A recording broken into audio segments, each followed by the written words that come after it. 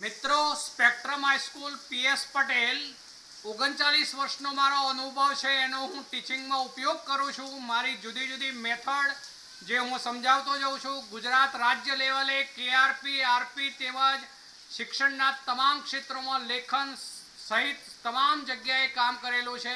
એવા મારા બહોળા અનુભવનો હું ઉપયોગ મારા ટીચિંગ દરમિયાન કરું છું। મારો લાભ અવશ્ય લેજો એવું ખાસ જણાવું છું। Good morning all friends. જો આપણે છેલ્લે પાંચમા ચેપ્ટરમાં વાયુના બે નિયમો જોઈ ગયા, જેમાં આપણે ચાર ચલ અથવા વેરિયેબલ કહેવાય કયા કયા એ ફરીથી યાદ કરાવી દઉં છું। પ્રેશર P એટલે કે દબાણ, વોલ્યુમ V એટલે કે કદ, ટેમ્પરેચર T જે નિરપેક્ષ તાપમાન તરીકે ઓળખીશું, અને બીજું જે છે મૂલ n અથવા તો m જે છે એ દળ છે અને n એ મૂલ છે, બંને જથ્થો તરીકે ઓળખી શકાય। હવે એ ચાર ચલ જે છે વેરિયેબલ છે એમની વચ્ચેના આપણે એકબીજા વચ્ચેના સંબંધો પ્રસ્થાપિત કરી રહ્યા છે। એમાં પહેલો નિયમ જોઈ ગયા હતા, કયો હતો? તો બોયલનો નિયમ યાદ કરાવી દઉં છું। બોયલનો નિયમ, ચલો બોયલના નિયમમાં આપણે આવું સાબિત કર્યું કે P is proportional to 1/v, બરોબર? અથવા 1/v અથવા શું કહેવાય?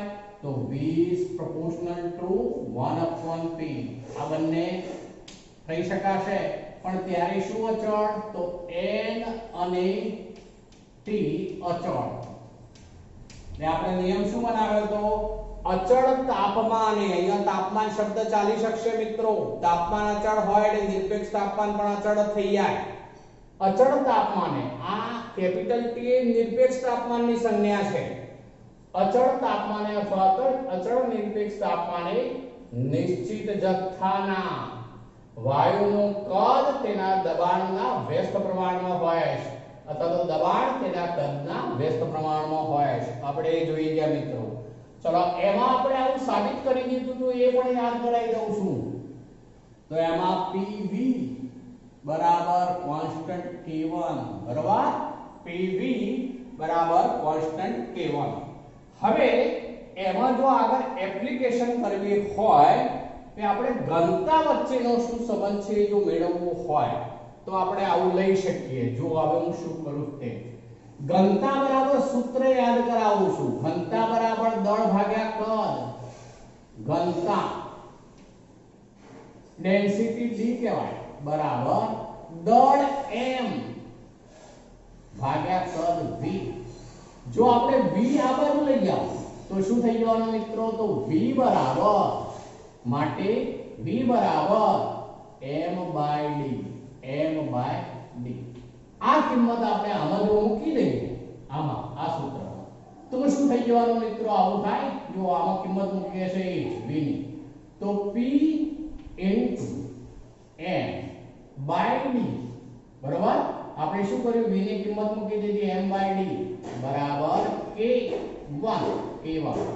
ચલો હવે આપણે એવું કરીએ છે, ડેન્સિટી d સૂત્ર કરતા બનાવવું છે આપણે, તો d પેલી બાજુ લઈ જાઓ, તો d પેલી બાજુ લઈ જાઉં તો આવું થવાનું મિત્રો। d આમ લઈ જાઉં છું, ધ્યાન રાખજો। તો d એટલે આવું થયું p m/k1 બરાબર ડેન્સિટી d, બરાબર? ચલો અહીંયા આ m એટલે માસ, માસ એટલે દળ, તો વાયુનું દળ અચળ લઈએ તો m અચળ હોવાનું મિત્રો। ચલો K1 જે તે વાયુ માટે નિયત તાપમાને અને નિશ્ચિત જથ્થો હોય ત્યારે K1 પણ અચળ જ હોય, માટે આ બંને અચળ વેલ્યુ છે। તો એને માટે આપણે નવો એક અચળાંક મૂકવો હોય આટલો તો મૂકી શકીશું, જેને શું કહેવાશે? હવે હું આવું લખી દઉં છું, જો d આ બાજુ લખી દઉં છું, તો d બરાબર k ડેશ into p માટે d is proportional to p થઈ જાય મિત્રો। d is proportional to p એટલે કે વાયુની ઘનતા તેના દબાણના સમપ્રમાણમાં હોય છે. ફરીથી બોલું છું, વાયુની ઘનતા તેના દબાણના સમપ્રમાણમાં હોય છે. એવું કેમ બને મિત્રો? તો દબાણ જેમ વધે તેમ અણુઓ વધુ નજીક આવે. નજીક આવે એટલે અણુઓ એકમ કદમાં રહેલા અણુઓની સંખ્યામાં વધારો થાય, માટે દળ વધે. જો દળ વધે, કદ એકમ જ લઈએ તો ઘનતા બરાબર દળ ભાગ્યા કદ. દળ વધે એટલે અંશ મોટો થાય, કદ તો એકમ જ લઈએ આપણે, તો ઘનતામાં શું થયું? વધારો. આમ દબાણ વધે તો ઘનતા વધશે. બે વચ્ચે સમપ્રમાણનો સંબંધ છે, એવું કહેવાય. D is proportional to P. આ મેં એપ્લિકેશન વધારાની જોડી દીધી. ફરીથી સમજાવું છું. PV બરાબર K1 આપણે સાબિત કર્યું. ઘનતા ડેન્સિટી કહેવાય D બરાબર માસ m એટલે કે દળ ભાગ્યા v એટલે વોલ્યુમ કદ. દળ ભાગ્યા કદ. ચલો v સૂત્ર કરતા બનાવો. v આ બાજુ લઈ આવ્યા તો m/d. ચલો તો હવે એક કિંમત આપણે અહીંયા મૂકી દીધી v ની જગ્યાએ, તો p પછી શું થઈ ગયું? m/d. ચલો પણ હવે આપણે d સૂત્ર કરતા બનાવશું, તો d આમ લઈ ગયા તો k1 નીચે આવી ગયું, k1 નીચે આવી ગયું. ચલો જે તે વાયુનું દળ નિશ્ચિત હોય એટલે m નિશ્ચિત. જો આ મોલ નિશ્ચિત હોય જથ્થો, તો એમાં m નિશ્ચિત એટલા માટે હોય કે જે તે વાયુનું આણ્વીય દળ તો શું હોય? અચળ જ હોય. બરોબર? એટલે આ m અચળ હોય, k1 પણ અચળ છે, તો આ બે અચળાંકોનો ગુણોત્તર એક નવો અચળાંક k' મૂકી દીધો, તો આ k' થઈ ગયું. મેં d આગળની તરફ લખી લીધું છે, તો d બરાબર k' p, માટે d is proportional to p. એટલે કે વાયુની ઘનતા તેના દબાણના સમપ્રમાણમાં હોય. જેમ દબાણ વધે તેમ શું થાય? એકમ કદમાં રહેલા વાયુના અણુઓ નજીક આવે, માટે અણુઓની સંખ્યામાં વધારો થાય. એકમ કદમાં રહેલા અણુઓની સંખ્યા વધે, દળ વધે, માટે ઘનતા વધે. એટલે દબાણ વધતા ઘનતા વધશે. ચલો બીજો નિયમ જોઈ ગયા આપણે કાલે, ચાર્લ્સનો નિયમ.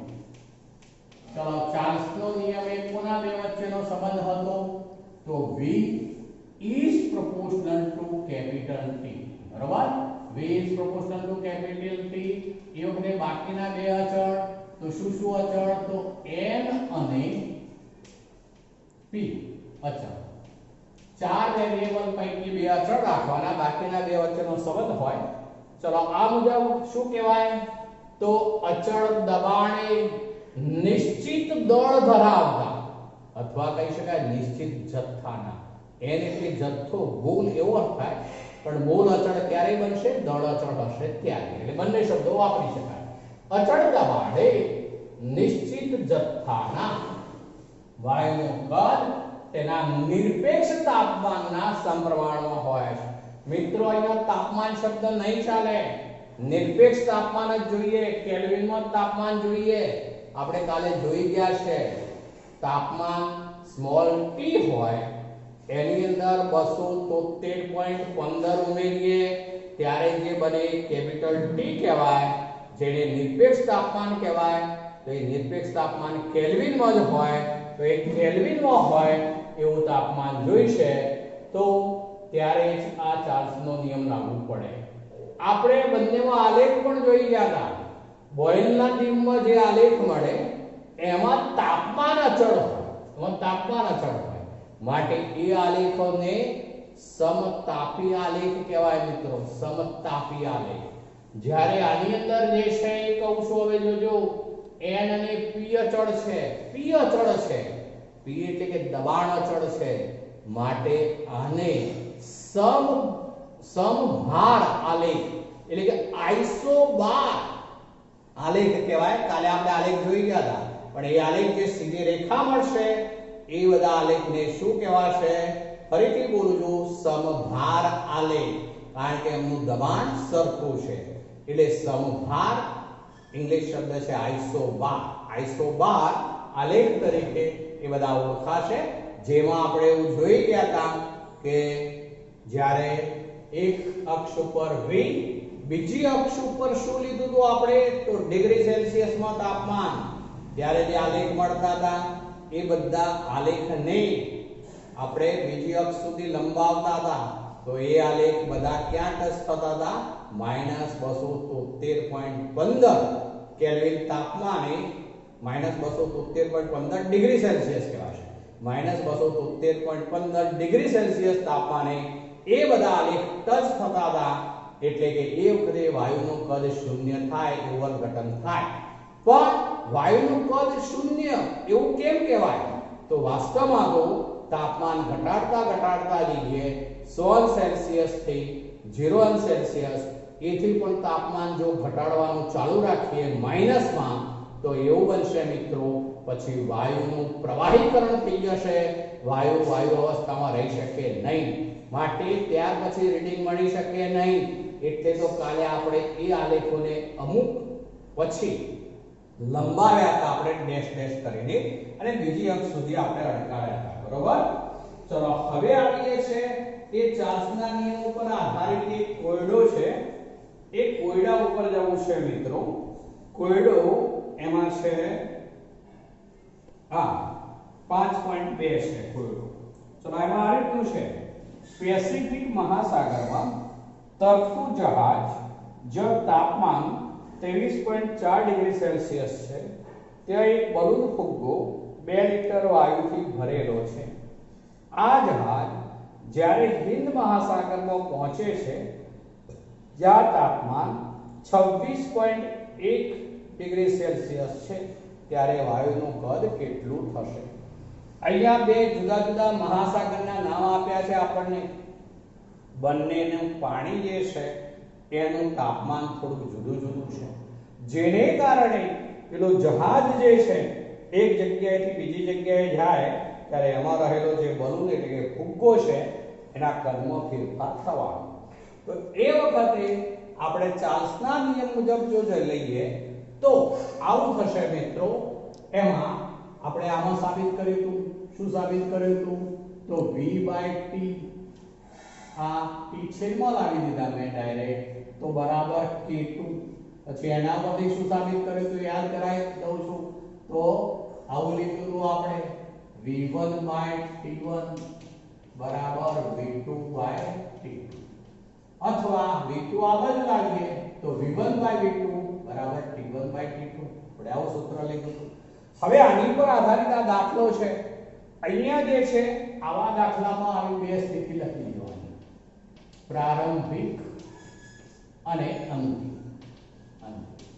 ચલો આપણે શરૂઆતમાં જે જહાજ છે એ પેસિફિક મહાસાગરમાં છે ત્યારનું વાયુનું કદ એને આપણે v1 કહીએ તો એ 2 લિટર આપણને આપ્યું છે 2 લિટર ચલો એ વખતનું તાપમાન T1 જોઈએ પણ એ કેપિટલ T1 જોઈએ અહીંયા આપેલું છે 23.4 છે એ તો શું છે ડિગ્રી સેલ્સિયસ છે એટલે 23.4 વત્તા શું કરવું પડે 273.15 ઘણી વખત પાછળ 0.15 લેવામાં નથી આવતું મિત્રો આ સ્પષ્ટીકરણ કરતા હોઉં છું હવે 273 લઈએ તો ચાલે તો બરાબર 294 296.4 છે 296.4 કેલ્વિન થશે ચલો અંતિમ પરિસ્થિતિમાં V2 આપણે ગણવાનું છે બરોબર ચલો T2 લઈએ છે તો T2 એટલે બીજું તાપમાન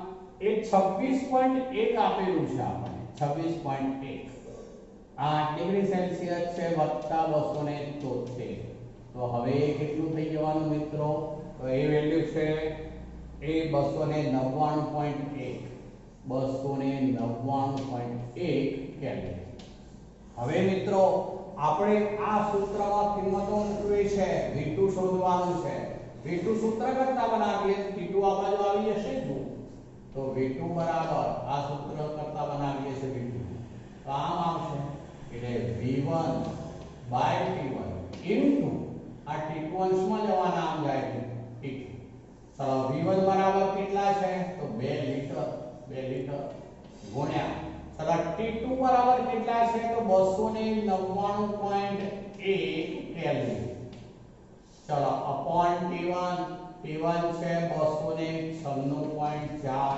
કેલ્વિન બરોબર ચલો તો હવે એનું સાદુરૂપ કરી દઈએ તો બરાબર 2.018 લીટર થાય મિત્રો. 2.018 લીટર.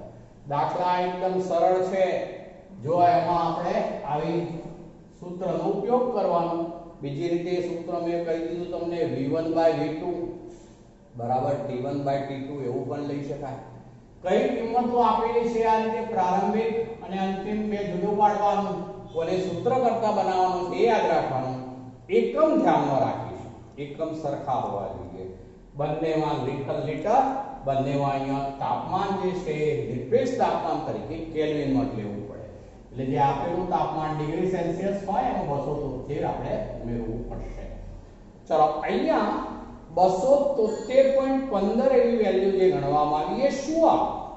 તો અર્થ એવો થશે કે દરિયાની સપાટી હોય, દરિયાની સપાટી એવો શબ્દ વાપરીશું, તો દરિયાની સપાટીએ વાયુનું દબાણ જે છે એસટીપી શબ્દ વાપરું છું. ચલો એસટીપી એટલે કે દરિયાની સપાટી પર જે વાયુ છે એ વાયુનું દબાણ કહીએ તો 1 બાર છે, જે 10⁵ પાસ્કલ તરીકે આપણે ઓળખીશું મિત્રો. જે છે એ 1 બાર જેટલું છે. ક્યારે? દરિયાની સપાટીએ 1 બાર જેટલું છે. એ વખતે આપણે એને કહીશું દબાણ જે છે એ 1 બાર જેટલું કહેવાશે. એ વખતે જે પાણી છે એનું ઠાર બિંદુ શબ્દ વાપરો. પાણીનું ઠાર બિંદુ એ 273.15 કેલ્વિન હોય છે અને માટે આપણે અહીંયા 273.15 કેલ્વિન લઈએ છીએ. ક્યાં આગળ પણ? દરિયાની સપાટી પર. દરિયાની સપાટી પર વાયુ જે છે એ દરિયાની સપાટી પર પાણી જે હોય છે, દરિયાની સપાટી એ પાણી, એ વખતે દબાણ 1 બાર અથવા 10⁵ પાસ્કલ હોય. એ વખતનું એનું પાણીનું ઠાર બિંદુ એ 273.15 કેલ્વિન હોવાથી 273.15 કેલ્વિન લેવામાં આવે છે. ચલો તો આ બીજો નિયમ જોઈ ગયા આપણે, ચાર્લ્સનો નિયમ. હવે આપણે ત્રીજા એક નિયમ ઉપર આવવું છે જે ગેલ્યુસેકનો નિયમ છે.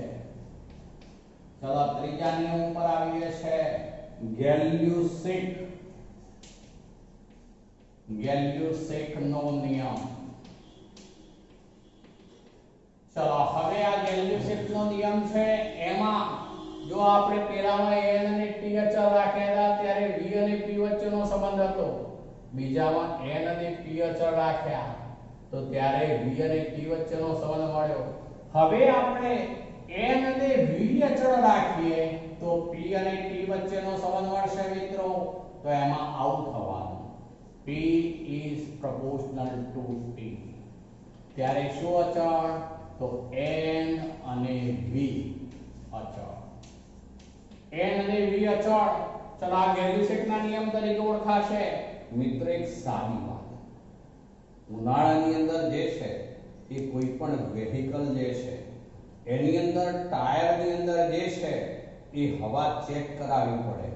નહીતર ઉનાળામાં તાપમાન ઊંચું હોય જેને કારણે નિરપેક્ષ તાપમાન પણ ઊંચું જાય ગરમીને કારણે, જેને કારણે અંદર રહેલી હવાનું દબાણ વધી જાય, જેને કારણે ક્યારેક ક્યારેક એવું બને છે મિત્રો ઉનાળામાં ટાયર ફાટી જાય. બરોબર કે નહીં?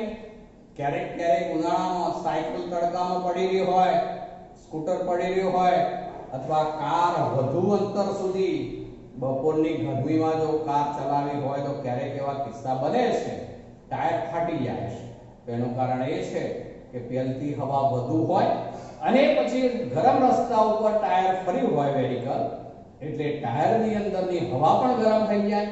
હવા ગરમ થયું એટલે એનું નિરપેક્ષ તાપમાન T જે છે વધ્યું, માટે દબાણ વધ્યું, માટે ટાયર ફાટી જતું હોય છે. તો આ દબાણ અને નિરપેક્ષ તાપમાન વચ્ચે સમપ્રમાણનો સંબંધ છે. એટલે હવે ગેલ્યુસેકના નિયમ તરીકે ઓળખાશે. ચલો એને આવું બોલાશે, અચળ કદ ધરાવતા અથવા અચળ કદે નિશ્ચિત જથ્થાના વાયુનું દબાણ તેના નિરપેક્ષ તાપમાનના સમપ્રમાણમાં હોય છે. ફરીથી બોલું છું, અચળ કદે નિશ્ચિત જથ્થાના વાયુનું દબાણ તેના નિરપેક્ષ તાપમાનના સમપ્રમાણમાં હોય છે. માટે P બરાબર K3 into T. K3 into T આપણે અચળ તરીકે K1 K2 K3 એમ બદલતા જઈએ છીએ. T છેદમાં આવશે માટે P by T બરાબર constant K3. P by T બરાબર કોન્સ્ટન્ટ K3 માટે આને માટે પણ આવો નિયમ થઈ શકે મિત્રો. P1 by T1 બરાબર P2 by T2. P1 by T1 1 સ્થિતિ ગુણોત્તર બરાબર P2 by T2 કારણ કે ગુણોત્તર હંમેશા શું હોય? અચળ હોય. દબાણ અને નિરપેક્ષ તાપમાનનો ગુણોત્તર હંમેશા અચળ રહે છે. ચલો આમાં આવું પણ કહી શકીએ P2 નીચે લાવીએ તો T1 આમ જાય માટે P1 by P2 બરાબર T1 by T2 બરાબર આવું પણ કહી શકાય. આપણે T1 આમ લઈ ગયા T2 નીચે લાવ્યા. ચલો આ ગેલિયોસેટના નિયમ તરીકે ઓળખાશે. એને માટે પણ આલેખ છે મિત્રો. એ આલેખ જે છે હું આ બાજુ લખું છું. અહીંયા આપણે જે આલેખ લઈશું એ આલેખમાં આપણે દબાણ વિરુદ્ધ દબાણ પ્રેશર P લઈએ છે અને અહીંયા તાપમાન છે કેલ્વિનમાં લઈએ છે. કેલ્વિન તાપમાન. હવે જો ચાર્લ્સના નિયમમાં આપણે તાપમાન લીધું તો અહીંયા x અક્ષ ઉપર એ શામાં લીધું તો આપણે ડિગ્રી સેલ્સિયસમાં. અહીંયા કેલ્વિનમાં છે આ ધ્યાન રાખીશું. ચલો હવે આમાં પણ જેમ તાપમાન વધે તેમ દબાણ વધશે માટે આ બધા આલેખ આ રીતે મળે. જો તાપમાન વધતું જાય તેમ દબાણ વધશે. આ બીજો લીધો, આ ત્રીજો લીધો. અહીંયા જે છે એ આપણે જુદા જુદા કદ જે છે આ V1 કદ અચળ હોય એ વખતનો આલેખ છે. કદ અચળ છે માટે એને કહેવાશે આઇસોકોર. આઇસોકોર શબ્દ વપરાય. આલેખ આઇસોકોર છે બરોબર. પહેલામાં બોયલના નિયમમાં આલેખને આપણે સમતાપી કહ્યું હતું. તાપમાન સમાન હોય એટલે. ચલો બીજા આલેખની અંદર આપણે કયો શબ્દ વાપર્યો તો આઇસોબાર. આઇસોબાર સમભાર આલેખ જે આપણે ચાર્લ્સના નિયમમાં. આ ગેલિયોસેટનો નિયમની વાત છે. આમાં કદ અચળ હોય માટે એને કહેવાય આઇસોકોર. શબ્દ યાદ રાખજો આઇસોકોર. ચલો આ V1 છે, આ V2 છે, આ V3 છે. ચલો તો એ વખતે V1 is less than V2 is less than V3 થશે. ચલો અહીંયા જે છે એ V1 is less than V2 is less than V3 થશે. ચલો આ ગેલિયોસેટના નિયમ તરીકે ઓળખાશે. આપણે આ ત્રણ નિયમો જોઈ ગયા બરોબર. બોયલનો નિયમ, ચાર્લ્સનો નિયમ, ગેલિયોસેટનો નિયમ. હવે આગળ વધુ શું ધ્યાન રાખજો. ગેલિયોસેટના નિયમ જે છે એમાં ઉપરથી હવે બીજા એક નિયમ ઉપર પણ આવું છું જે એવોગેડ્રોના નિયમ તરીકે ઓળખાશે. એવોગેડ્રો નો નિયમ. ચલો એવોગેડ્રોનો નિયમ જે છે એ V અને N વચ્ચેનો સંબંધ છે મિત્રો. V અને N વચ્ચેનો. તો V is proportional to N.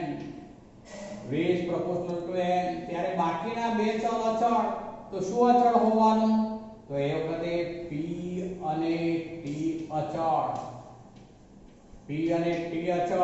આપણે ચાર ચલ છે જે શરૂઆતમાં મેં કહી દીધા.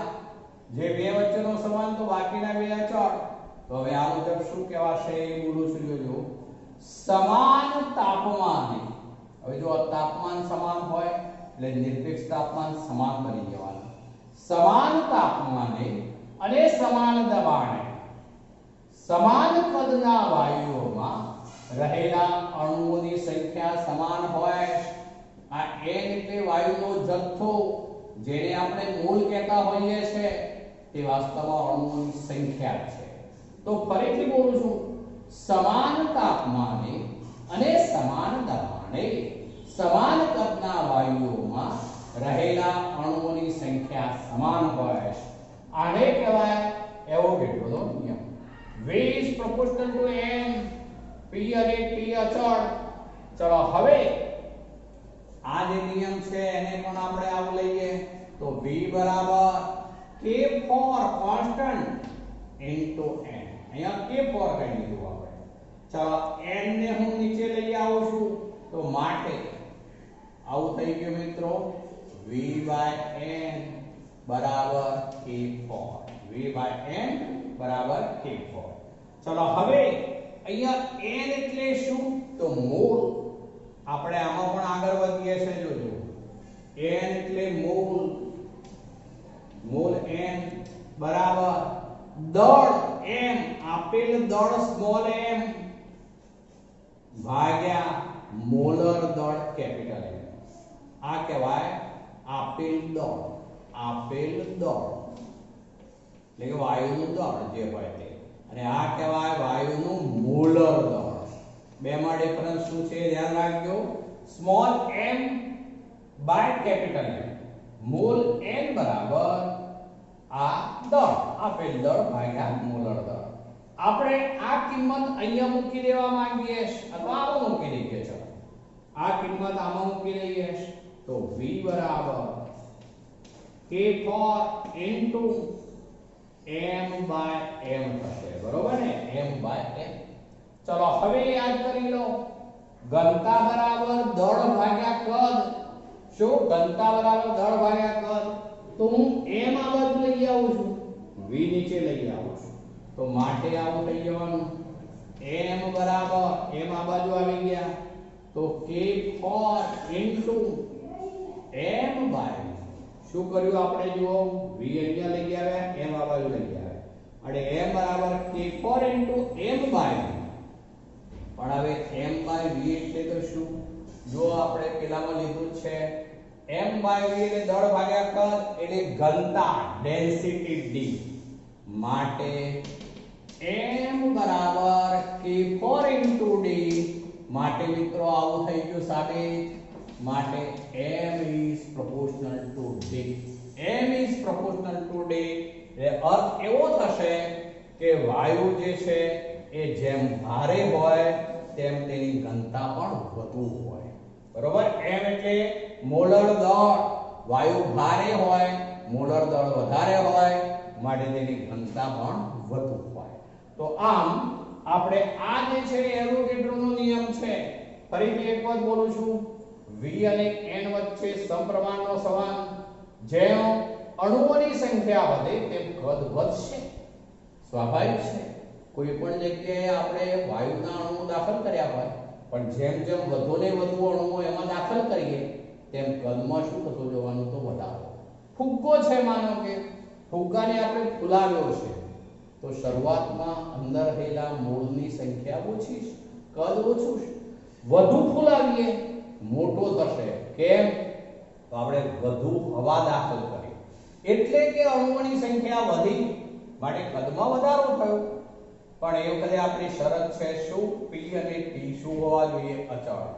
એટલે અર્થ એવો થયો, આ એવોગેડ્રોનો નિયમ છે, પણ એને આપણે શબ્દો સ્વરૂપે કહેવું હોય તો આવું કહેવાશે: સમાન તાપમાને અને સમાન દબાણે સમાન કદના વાયુઓમાં અણુઓની સંખ્યા સમાન હોય છે. ચલો માટે V બરાબર K4 into n. n આપણે છેદમાં લઈ આવ્યા, V by n બરાબર K4. પણ હવે મોલ n બરાબર તો શું? તો આપેલ દળ m ભાગ્યા વાયુનું મોલર દળ કેપિટલ M. આપણે એક કિંમત મૂકી દીધી આપણે અહીંયા n ની જગ્યાએ, તો V બરાબર K4 into m by m. પછી V છેદમાં લઈ આવ્યા, m આપણે આ બાજુ લઈ ગયા, તો m બરાબર K4 into m by v. પણ m by v બરાબર દળ ભાગ્યા કદ એટલે ઘનતા થઈ ગયું ડેન્સિટી, અને m બરાબર K4 into d. માટે આપણે સમપ્રમાણનું ચિહ્ન કરી દીધું, તો m is proportional to d. એટલે કે વાયુ જેમ ભારે હોય એનું મોલર દળ વધુ હોય તેમ તેની ઘનતા પણ કેવી હોય? તો વધુ હોય. સ્વાભાવિક છે. કારણ કે દળ વધવાનું, એટલે અર્થ એવો થયો કે H2 વાયુ કરતા Cl2 વાયુ જે છે તો એની ઘનતા વધુ હોવાની, કારણ કે H2 નું મોલર દળ ખાલી 2 ગ્રામ મોલ ઇનવર્સ, જ્યારે Cl2 નું મોલર દળ થવાનું 71 ગ્રામ મોલ ઇનવર્સ, અને માટે Cl2 નું મોલર દળ વધુ હોવાથી તેની ઘનતા પણ વધુ હોય. તો આપણે એ પણ સાબિત કરી દીધું. આ એવોગેડ્રોનો નિયમ કહેવાશે, ધ્યાન રાખીશું. આના ઉપરથી એક બાબત સાથે જોડી દઉં છું. હવે STP એ ખરેખર શું છે તે બાબત. STP નો અર્થ થાય છે સ્ટાન્ડર્ડ ટેમ્પરેચર એન્ડ પ્રેશર. ફરીથી એક વાત બોલું છું. STP નો અર્થ થાય છે સ્ટાન્ડર્ડ ટેમ્પરેચર એન્ડ પ્રેશર, એટલે કે પ્રમાણભૂત તાપમાન અને દબાણ. સ્ટાન્ડર્ડ એટલે પ્રમાણભૂત, ટેમ્પરેચર એટલે તાપમાન, અને પ્રેશર એટલે કે દબાણ. હવે મિત્રો, દરિયાની સપાટી પર આપણી પાસે જો 1 મોલ કોઈ પણ વાયુ હોય દરિયાની સપાટી પર, તો એ વખતે દરિયાની સપાટીએ જે છે એ ટેમ્પરેચર લઈએ તો એ પાણીનું ઠાર બિંદુ જે કહેવાય તે 273.15 કેલ્વિન છે. જો આ જે છે ટેમ્પરેચર T કેટલું, તો 273.15 કેલ્વિન. પણ આટલું જ કેમ? તો દરિયાની સપાટી પર જે પાણી છે એનું ઠાર બિંદુ છે આ 273.15 કેલ્વિન, જે સ્ટાન્ડર્ડ ટેમ્પરેચર તરીકે લેવાય છે, જે કેલ્વિનમાં આટલી વેલ્યુ છે, જેને 0 ડિગ્રી સેલ્સિયસ પણ કહી શકાશે. 0 ડિગ્રી સેલ્સિયસ. ચલો સ્ટાન્ડર્ડ પ્રેશર ની વાત કરીએ. P સ્ટાન્ડર્ડ પ્રેશર તરીકે જે છે એ કહેવાશે 1 બાર. 1 બાર પ્રેશર તરીકે 1 બાર. એ વખતે જે પાણીની વરાળ બને એનું દબાણ જે છે એક વાર હોય મિત્રો, અથવા તો 10⁵ પાસ્કલ. એ વખતે પાસ્કલ પણ કહેવાય, એકમ પાસ્કલ કહેવાશે. ચલો તો આ જે છે STP તરીકે ઓળખાશે. ફરીથી એક વાત બોલું છું. તો એમાં એવું કહીશું આપણે કે દરિયાની સપાટી પર જે છે એ 273.15 કેલ્વિન એટલે કે 0 સેલ્સિયસ તાપમાન અને 1 બાર એટલે કે 10⁵ પાસ્કલ દબાણ, એને આપણે STP તરીકે લઈશું. એ દરેક વાયુનો 1 મોલ સમાંતર ધરાવશે. આ જે મૂલ્યો આપણે લીધા એ પાણીનું ઠાર બિંદુ તાપમાન 273.15 કેલ્વિન હોવાથી, અને એ વખતે દરિયાની સપાટીએ વાતાવરણનું દબાણ જે છે 1 બાર અથવા 10⁵ પાસ્કલ હોવાથી તેને STP તરીકે ઓળખવામાં આવે છે. હવે STP એ આદર્શ વાયુ હોય તો એના 1 મોલનું કદ, 1 મોલનું કદ પણ કયો? આદર્શ વાયુ. આદર્શ વાયુ તો એ કદ જે છે એ 22.710/981 આટલા લીટર મોલ ઇનવર્સ છે. 1 મોલનું કદ આદર્શ વાયુ હોય તો 1 મોલનું કદ જે છે 22.710/981 લીટર મોલ ઇનવર્સ હોય છે, જે STP એ 1 મોલ વાયુના કદ તરીકે આદર્શ વાયુ માટે લેવાશે. ચલો હવે આપણે STP કોને કહેવાય એ પણ જોઈ ગયા. જુદા જુદા વાયુઓના STP એ કદ જે છે એ જુદા જુદા થવાના મિત્રો. હવે આપણે અહીંયા શબ્દ આવ્યો આદર્શ વાયુ. તે આદર્શ વાયુ કોને કહેવાય? જે હવાની અંદર વાયુઓ છે બધા વાસ્તવિક વાયુઓ છે. આદર્શ વાયુનો અર્થ એવો થશે કે જે વાયુઓ તમામ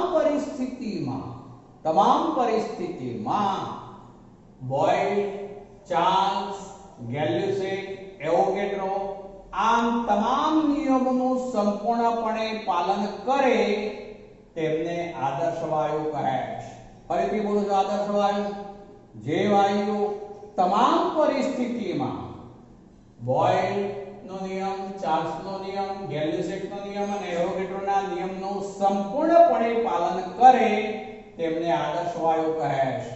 પણ હવે શું કહું છું એ જોજો. આદર્શ વાયુ એ માત્ર પરિકલ્પના છે. એવો કોઈ વાયુ નથી કે જે આદર્શ હોય.